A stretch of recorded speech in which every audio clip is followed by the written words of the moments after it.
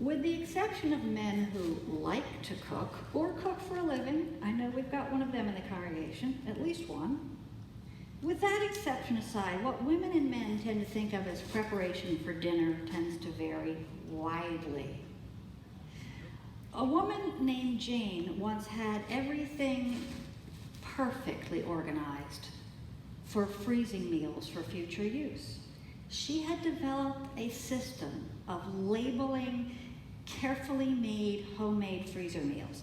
And she would write in clear, large letters things like meatloaf, pot roast, steak and vegetables, chicken and dumplings, beef pot pie. Apart from the meatloaf, it all sounds wonderful to me. But whenever she asked her husband what he wanted for dinner, he never asked for any of these things. So finally, she just gave up, and she decided to stock the freezer with things that he actually asked for. So in Jane's freezer now, there's a whole new set of labels. You'll find dinners with neat little tags that say, whatever, anything, I don't know, I don't care, something good, and food. We don't know if Jesus was in any way a typical man when it came to food, but he clearly did not share Martha's joy when it came to detailed preparation. His mind was on other things. Jesus' relationship with women broke a lot of social norms. Jesus had women who were friends. This was during a time when men and women hardly spoke to one another unless you were related to each other in a close family situation. They didn't interact very much at all. And a single woman certainly did not converse with a single man she was not related to, and she definitely did not invite him to dinner. But that is what Martha did. We know that Martha had two siblings. Lazarus doesn't even feature in this story, but Mary does. We have no idea where Lazarus was. But Martha invites him to her home. There's no male head of household mentioned here.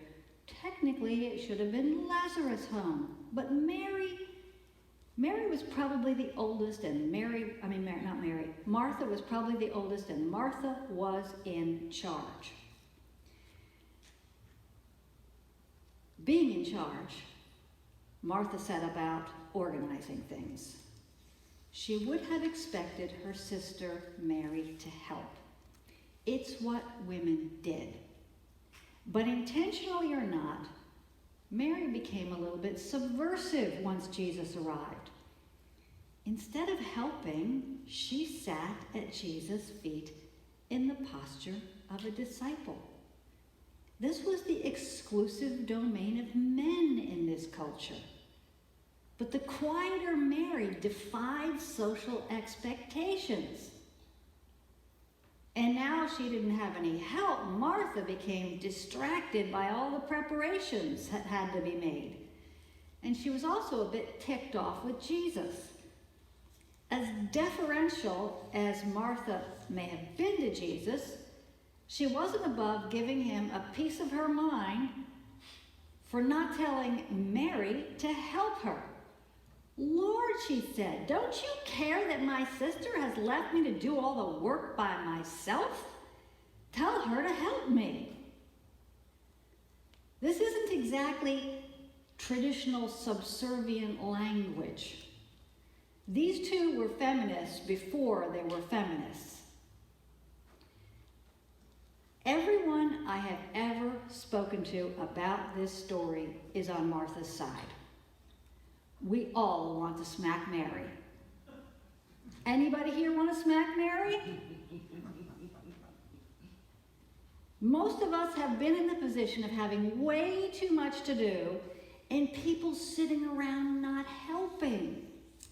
Normally these people are spouses or teenage children. They're really good at this.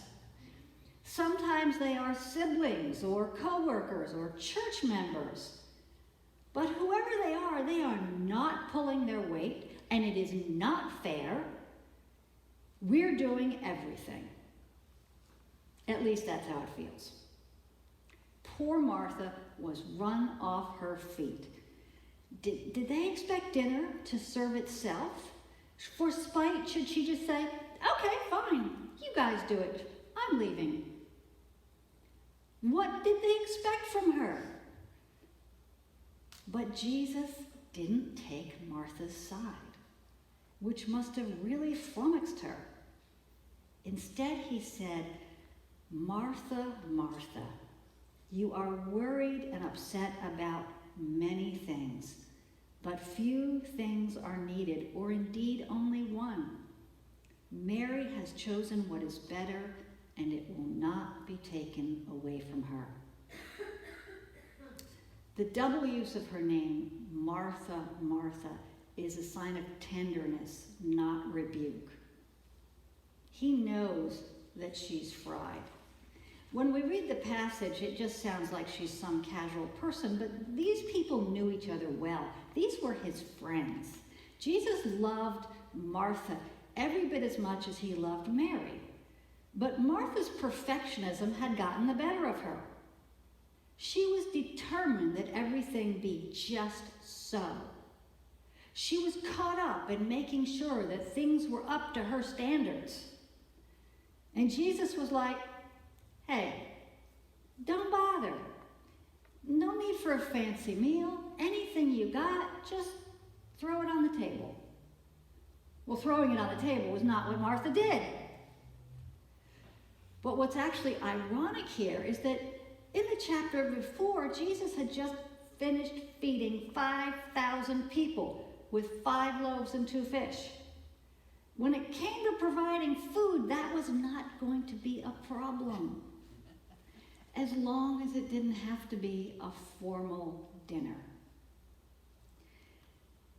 Hospitality was a very important part of life in this culture.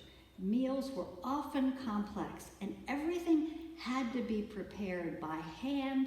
It was laborious. It took time. You had primitive ovens and implements. It could take hours.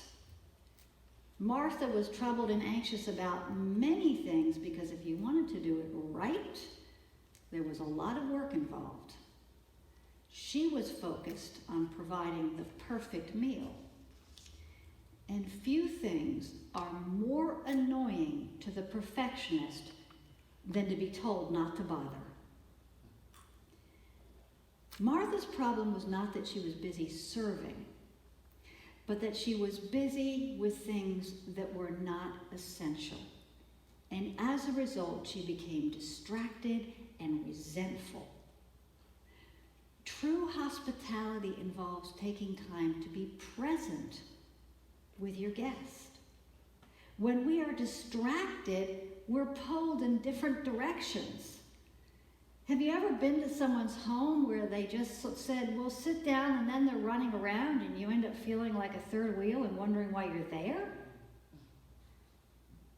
When you're a guest, you want your host or hostess to spend time with you, to make you feel welcome. That is the gift of our presence. But instead, she was focused on everything she had to do, and she forgot who she was with. Martha was in danger of missing what was really important. Jesus would not always be with them. Spending time with him, learning what he had to say, that was what was important. Everything else came second. But it's easy to do what Martha did. In our society, we make a virtue out of being Martha.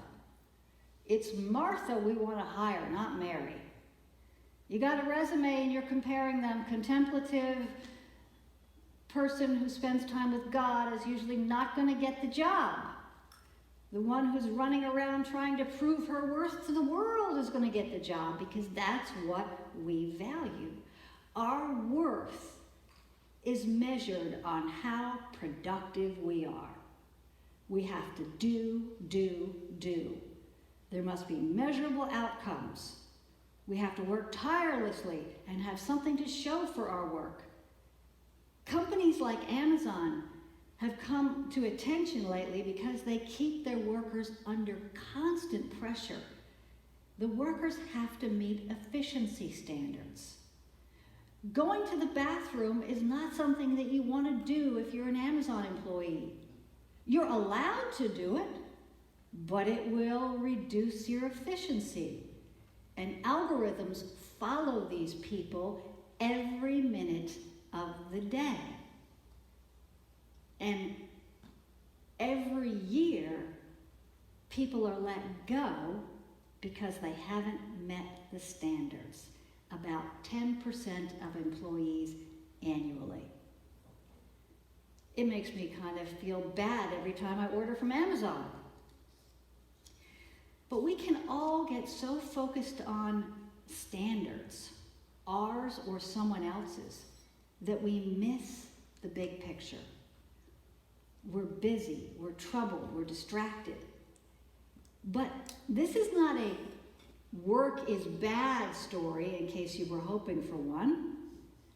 This is all about priorities. When we have the right priorities, the work we do is effective. We can make ourselves crazy with perfectionistic standards that God does not ask of us. And what makes matters worse, in our culture, we often find ourselves trapped in a relentless pursuit of productivity. We measure our self-worth in how busy we are and how much we accomplish. And if you've ever done that, you really need therapy. And I have to tell you that I've done it.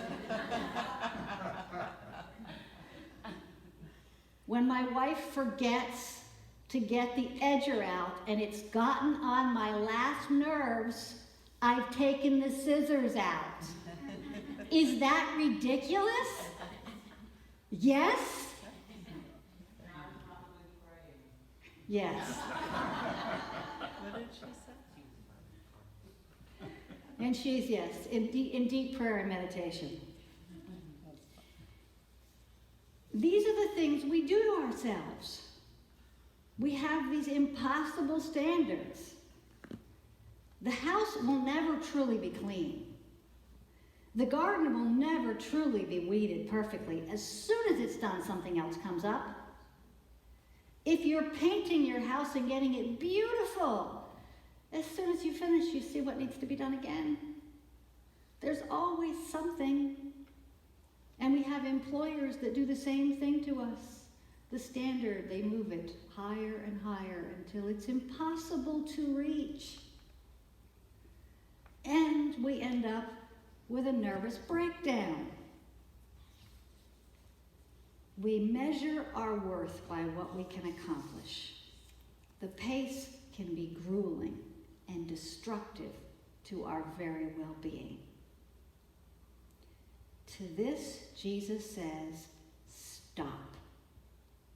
To the inner voice that keeps trying to compel us to do more and more things that in the overall scheme of things are unimportant, we can say, stop. To the outer voices that tell us we're worthless unless we're working every second, we can refuse to accept this judgment of our worth. We are more than how efficient we are. Each and every one of us is a gift from God, a human being, not a robot. We are made in the image of God. And if we want to keep true balance in our lives, we need to keep our spiritual balance.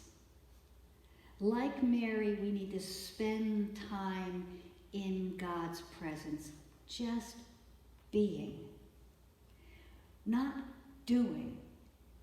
We don't have to just do constantly. If we be, it restores our souls. It's an interesting thing. The healing happens when we're still. And as someone once said, we are human beings, not human doings. In the midst of our work, let us seek the better part, like Mary, and make it a point to spend every day, some part of the day, in stillness with God. Martin Luther once said, I have so much to do today, I'm going to need to spend at least 3 hours in prayer in order to get it all done. We wouldn't do that. The first thing that would go would be the prayer. But Luther knew the more time he spent with God, the more efficiently and cleanly everything else fell into line. When God comes first, the priorities organize themselves. Sometimes God has to pry our fingers off of our strongly held insistence that we do things our way, because of course it's the right way, and let go. But when we do that, when we let go, everything becomes so much easier, because only one thing is needed, and that is spending time with God. Amen.